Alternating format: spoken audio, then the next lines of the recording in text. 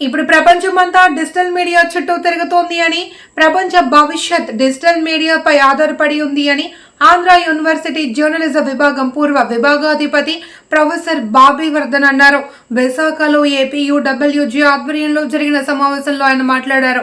సుదీర్ఘకాలం జర్నలిస్టులుగా ఉత్తరాంధ్ర జర్నలిస్టులు పనిచేశారని, అందులో మాన్కొండ చలపతిరావు బొగరని గుర్తు చేశారు.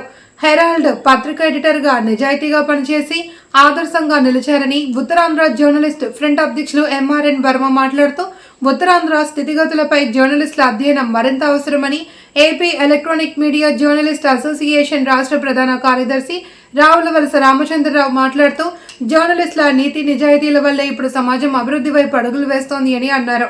ఈ కార్యక్రమంలో కె చంద్రమోహన్, డి హరినాథ్, కలం వాసు, గాజువాక అధ్యక్షులు కోయిలాడ పరశురాం, కాకిరాము, నారాయణరావు, జేవి రత్నం తదితరులు పాల్గొన్నారు.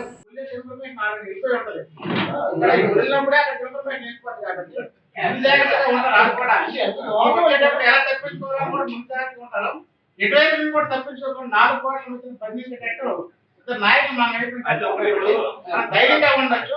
ఈ యూనియన్ తరఫున ఖచ్చితంగా మన ధైర్యంగా ఎడ్యుకేషన్ న్యాయంగా జరుగుతుందని చెప్పేసి 100% మా అమ్మాయికి దగ్గు, మా వైఫ్ దగ్గు, మీ ఇంట్లో వాళ్ళకి కూడా దగ్గు వస్తుంది. ఎందుకంటే ఒక రకంగా దానికి రీజన్ ఏం చెప్తున్నారంటే పొల్యూషన్ కంట్రోల్ వైజాగ్ ఇలా బౌల్లాగా ఉంటుంది, అందు గురించి అంటారు. బౌల్లాగా ఉండొచ్చు, దాన్ని నైసర్గిక స్వరూపం మార్చడానికి అవ్వదు. కానీ ఇంత కాలుష్యం పెరుగుతుంటే మిగతా పత్రికలు రావు. ఆ ప్రభుత్వం అధికారులు ఉంటే ఆ పత్రిక కాలుష్యం ఎక్కువ రాదు, ఆ ప్రభుత్వం మారిపోతే ఇది అద్భుతమైన నగరం అంటారు. ఎంత అన్యాయం. కాబట్టి నా రిక్వెస్ట్, మీరే ఈ ఊరిని కాపాడే వ్యక్తులు. మీరు అనుకోవచ్చు మేము చిన్న జర్నలిస్టులు, ఈ చిన్న జర్నలిస్టులే పెద్ద పవర్ఫుల్ జర్నలిస్ట్. ఇక ఎడ్యుకేషన్ గురించి అనేది రిక్వెస్ట్ కూడా బాగుపడుతుంది. ప్రతి నెల ఒక రోజు మాత్రం సార్ అంటే మనిషి ఎంతగానో బ్రతుకుతారనేది మనకు అవసరం, మన చేతిలో ఉండదు. సార్ ఉన్నంత వరకు మనకి ఒక దిశ నిర్దేశంగా చాలా విషయాలు తెలియజేస్తారు. ఈరోజు చూసుకుంటే ఉదయం వెళ్ళేస్తే అక్కడ బంగ్లాదేశ్ నుంచి వచ్చారు, ఈ లోకల్ ఇష్యూస్ మనకు తెలుస్తున్నాయి. బట్ ఇన్సైడ్ ఏం జరుగుతుందని తెలుసుకునే స్థాయిలో నేను ఉన్నాను. రోజు లైఫ్ వేరే ఉంటుంది. బట్ భారతవర్ధన్ గారు లాంటి వారు మీరు చూస్తే చాలా ఇష్యూస్ డిస్కస్ చేస్తుంటారు యూట్యూబ్ అట్లా. అవన్నీ కూడా మనకు అవసరం. నా రిక్వెస్ట్ ఏంటంటే మన మీడియాలో మనం ఉండాలి. కొందరు కొన్ని దుష్ట శక్తులు ఒక రకంగా ఈ మీడియాని స్పాయిల్ చేయాలి. జర్నలిస్ట్ అవినీతి పనులు అని ఒక ముద్ర రాస్తే మన అవినీతి కానే కాదు. ఎవరో ఒకరిద్దరు చిన్న ఎరవలు ఉంటాయి, అవి నేను సమర్థించు. కానీ ఆ చిన్న ఎరవలు చూసి ఒక భూతంలో చూపించడాన్ని ఎట్టి పరిస్థితులు యాక్సెప్ట్ చేయకుంటే. ఇక నా ఫైనల్ రిక్వెస్ట్ ఏంటంటే, ఈరోజు మన ఉత్తరాంధ్ర వెలుగుపడతాను అన్నది ఉంది. ఈరోజు మీకు తెలుసలేదు, 10 years బ్యాక్ యూజీఎఫ్ అని చెప్పేసి సార్ వరుణ్ గారు పెట్టారు, కళ్యాణ్ గారు, అట్లాగే అంటే రాము గురించి నేనేం ప్రత్యేకించి చెప్పవలసింది మా మనిషి కాబట్టి వీళ్ళందరూ కూడా ఉత్తరాంధ్ర మీద ఒక అధ్యయనం చేశారు. ఆ అధ్యయనం చేసి చాలా అంశాలు రిటర్న్గా ఇచ్చారు. ఇప్పుడు కూడా ఏ ఊరు వెళ్ళినా ఆ ఊరు గురించి, ఆ ప్రాంతం గురించి చాలా విశిష్టతే కాకుండా సమస్యలు చెప్పారు. ఈ రోజు మనం జర్నలిస్టులుగా బ్రతుకుండాలి అని అంటే ఖచ్చితంగా అంశాలను కూడా మనం మరింత లోతుగా తీసుకెళ్లి పరిష్కరించే ప్రయత్నం చేయాలి. ఈ విషయంలో మీరందరూ కూడా ఆ మాటకి యాక్సెప్ట్ చేసి ప్రతి నెల ఒక రోజు మనం కలిసే ప్రయత్నం చేద్దాం. భారతదేశం గారిని మనం ఆయన తాలూకు అడుగుదాడులో వెళ్ళి చేయాలని నా ఆలోచన. ఇక మానకొండ చలపతిరావు గారి గురించి పదే చెప్పడం కాదు. ఈరోజు చాలా మంది కాశీ వెళ్తారు, అలహాబాద్ వెళ్ళి త్రివేణి సంఘంలో స్నానం చేస్తారు. కానీ మీరు ఒక విషయం చెప్పండి, అది ఎంత పవిత్రంగా ఉంటుందో ఆ రోజు అక్కడ ఎంట్రీ స్క్వేర్ అని ఉంటుంది. మానకొండ చలపతిరావు గారు ఈ ఉత్తరాంధ్రకు చెందిన వ్యక్తి, శ్రీకాకుళం జిల్లాలో ఉండొచ్చు. కానీ ఢిల్లీ స్థాయిలో అంటే ఒక జర్నలిస్ట్ వృత్తిలో ఉంటే ఎంత గౌరవం ఉంటుంది. మన ఊరు కాదు ఆయన. కానీ ఈరోజు అలహాబాద్ లో ఎంట్రీ స్క్వేర్ అని ఏర్పాటు చేశారంటే ఆయన నిజాయితీ అనేకంటే మించి మీడియాకున్న గౌరవంతో ఈరోజు అక్కడ ఏర్పాటు చేశారు. ఎవరైనా ఈ రోజు నుంచి మీరు ఒక విషయం చెప్పండి, ఎవరైనా కాశీ వెళ్తున్నారా, అలహాబాద్ త్రివేణి సంఘం వెళ్తున్నారా, వెళ్ళండి. అదే సమయంలో అక్కడ ఎంట్రీ స్క్వేర్ అన్నది చూడండి, అది ఒక జర్నలిస్ట్ కి ఒక ఇండికేషన్. నిజాయితీగా ఉండే వారికి ఎప్పుడు కూడా గౌరవం ఉంటుంది అనేది ఒక ఇండికేషన్. నేను అందరికీ కొంచెం చిన్నోండి సమకాలీకులు. ఎట్టి పరిస్థితుల్లో ఈ ఎడ్యుకేషన్ అన్నది అర్హులందరికీ ఇచ్చినంత వరకే ఎడ్యుకేషన్ కమిటీలో మేము కొనసాగుతాం. లేనప్పుడు అందులో బయటకు వస్తాం. ఇప్పుడు కూడా రాము బయలుదేరడానికి ముందే నాకు చెప్పేది ప్రోగ్రామ్ అయిన తర్వాత మాట్లాడాలి. అందులో బాగా అందరూ కూడా వీలైనంత ఉంటారండి. ఎడ్యుకేషన్ సంబంధించి కాబట్టి ఇది అభినందన సభ అయితే నేను అనుకోవట్లేదు. రామచంద్ర గారికి నాకు కలిపి బాధ్యతలు అభ్యర్థి సభ బాధ్యతలు భుజాలు పెట్టుకునే సభ అయితే బాగుంటుంది. ఎందుకంటే అగ్రేషన్ కమిటీలో 15 రోజులు కమిటీ లేదు. 2015 తర్వాత వేసిన కమిటీలు ఎవరన్నారో తెలియదు, ఎవరు ఏం చేశారో తెలియదు, ఎవరికి అగ్రేషన్ ఇప్పించారో తెలియదు, ఎవరికి లేని వారికి అన్యాయం జరిగిందనేది తెలియదు. ఆ అర్హత లేని కూడా ఎంతో మంది అగ్రేషన్ తీసుకున్నారంటే మనందరికీ తెలిసిందే. గతంలో 2000 అది కూడా 15 మంది దాదాపు 2500 మంది జర్నలిస్టులు అగ్రేషన్ కమిటీ ఇప్పించగలిగా మనం ఒక కమిటీలు ఉన్నాం.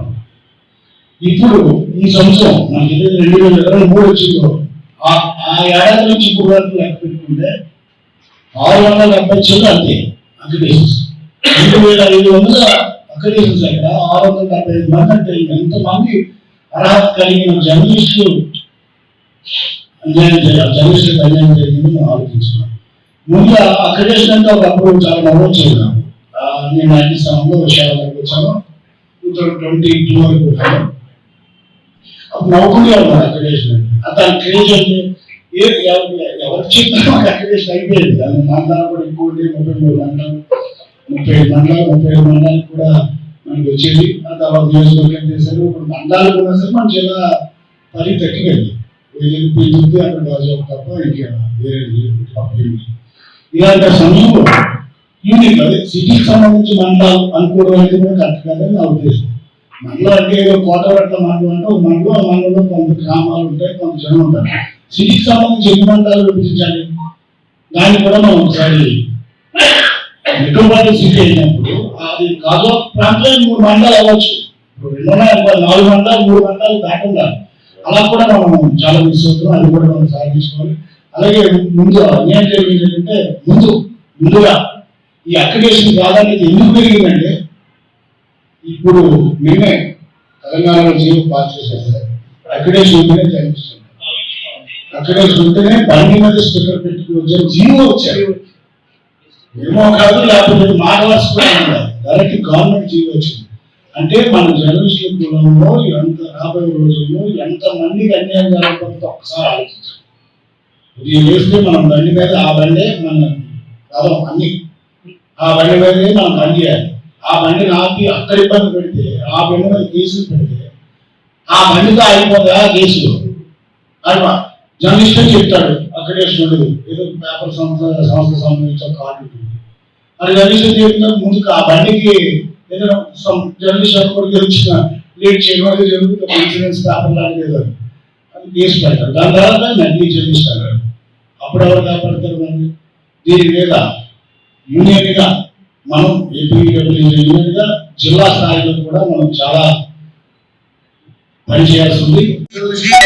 స్థాపించినటువంటి ఇట్లాంటి యూనియన్ లో రావు గారు, రామచంద్ర గారు కీలకమైన బాధ్యతలు ఈ తరంలో ఈరోజు ఒక్కొక్క టెక్నాలజీ ఆర్టిఫిషియల్ ఇంటెలిజెన్స్ వచ్చిన నేపథ్యంలో, రెండోది ఒకప్పుడు ఒక పెద్ద సంస్థలో ఉన్నప్పుడు ఆ సంస్థ లో ఉండడం గొప్పగా ఉండేది. ఈరోజు సోషల్ మీడియా పుణ్యమా, డిజిటల్ మీడియా పుణ్యమా వ్యక్తి ఒక వ్యవస్థగా మారేటువంటి ఈ రోజుల్లో మంచి కీలకమైన ఆ తరం ముందు తరానికి కానీ రాబోయే తరానికి కానీ రాము సేవలు ఎంతైనా అవసరం అని చెప్పి భావిస్తూ, ముఖ్యంగా ఈరోజు చాలా మంది ఉంటారు, మనం చూసాం యూనియన్ లో వాటిలో మిగతా యూనియన్లకి మన యూనియన్కి డిఫరెన్సెస్. గాలి పీలుస్తున్నాం, ఇక్కడ వాతావరణాన్ని మనం అనుభవిస్తున్నాం, ఇక్కడ సౌకర్యాలను మనం అనుభవిస్తున్నాం. కానీ ఈ మేరకు మనం ఏం చేసామనే దాన్ని ప్రతిరోజు మనం ప్రశ్నించుకోవాల్సిన అవసరం ఉంది. ముఖ్యంగా వాటికి మిగతా 4 వ్యవస్థలు పడుతున్నాం. ఆ 4 వ్యవస్థల్లో 3 వ్యవస్థలు పడుతున్న అవసరం గురించి మాత్రం మాట్లాడాడు. ఒక వ్యవస్థ మాత్రం ఇంకా గట్టిగానే ఉంది, నిటారుగా నిలబడే ఉంది. అది వాటికే వ్యవస్థ. వాటికే వ్యవస్థలో అక్కడక్కడ అన్యాయాలు అక్రమాలు జరుగుతున్నాయంటే బ్లాక్ షీట్స్ ఉండేదంటారు. తోడు ఎక్కడైనా ఉంటాయి. ఎక్కువ శాతం వాటికే మిత్రులు ఈ సమాజం కోసమే పనిచేస్తున్నానని చెప్పడానికి నేను ఈ ప్రస్తావన చేశాను. న్యాయ వ్యవస్థ ఉంటుంది, ప్రతి వాళ్ళు అక్కడికి వెళ్తారు, న్యాయం కోసం వెళ్తారు అనుకుంటే సామాన్యుడు న్యాయ వ్యవస్థకు వెళ్ళే మార్గం పూర్తిగా మూసుకుపోయింది. ఎందుకంటే న్యాయ వ్యవస్థలో కూడా ఏం జరుగుతుందో తెలుసు. న్యాయ వ్యవస్థ గురించి ఏమైనా అన్యాయంగా కొంచెం అదనంగా మాట్లాడితే మనకి కండక్ట్ ఆఫ్ కోర్టు పేరుతో మనకి శిక్ష వేస్తారు. అయినా మనం ఏం చేస్తున్నాం, వాస్తవం అవుతాయి ఉన్నాయి. సో మనం ఎంతమంది వాస్తవం తాలూకు పలకీని మనం మోస్తున్నాం అని కనుక ఏ రోజు వేరే చేసుకుంటే ఇప్పుడు నేను చెప్పిన ఈ ముగ్గురు మార్పుతుంది అని ఆయన మనవాడి పేరు మాత్రం బ్రిటిష్ పేరులా ఉంటుంది. అమనామంలో ఒక బ్రిటిష్ వాడు, బట్ పుట్టిన మాత్రం కలకాలం. ఢిల్లీలో చాలా ఎందుకంటే నేను స్టూడెంట్స్ తో వెళ్ళి ఆయన కలిసినప్పుడు ఆయన అంతరంగం గొప్పగా ఉందో బ్రిటిష్ మీడియా చేస్తున్నప్పటికీ భారతదేశం మీద అతనుకున్న అభినివేశం లేకపోతే ఆయనకున్న ప్రేమ చూసి నాకు చాలా ఆశ్చర్యం వేస్తుంది. ఆయన ఎంత నిబద్ధత గల పాత్రికేయుడు అంటే ఇందిరాగాంధీ అసాసినేషన్ అయిన తర్వాత హత్య అయిపోయిన తర్వాత దూరదర్శన్లో చిన్నగా వార్తలు వస్తుంది. ఎప్పుడైనా సెన్సేషనల్ వార్తలు హత్య 2 తోటాలకు చచ్చిపోయింది అట్లా రాయదు. చాలా ప్రశాంతంగా విశాలకరమైన మ్యూజిక్ ప్రదర్శిస్తూ సమాంతరంగా లేకపోతే ప్రపంచానికి విస్తృతిగా నిలిచిన ప్రధానమంత్రి లేరు చెప్పడానికి చేస్తున్నాము అంటారు. సామాన్యులుగా భాషాపంగా అది తిరిగిపెట్టేగా వాళ్ళు చేస్తారు. ఎందుకంటే ఒక వ్యక్తి చనిపోయిన ప్రజలకు ఎన్టీఆర్ చనిపోయినప్పుడు చాలా మంది పెట్రోల్ పోసుకుని ప్రాణాలు తీసుకున్నారు. ఎందుకంటే కొంతమంది అపారమైన ప్రేమ. సో అందువల్ల అలాంటి జరగకుండా ఉండడం కోసం ఇంకా 9 మంది సెన్సేషన్ చేయకుండా అది సంచలనాలు కాకుండా ప్రజల్లో చలనాలు చూపించడానికి ఏం చేయాలో అది మాత్రమే దూరదర్శన్. కానీ రాజీవ్ గాంధీ ఎక్కడ అవుట్ ఆఫ్ స్టేషన్ లో ఉన్నారు, ఆయన నిర్మాణం వచ్చింది ఈ కరెక్టా కాదని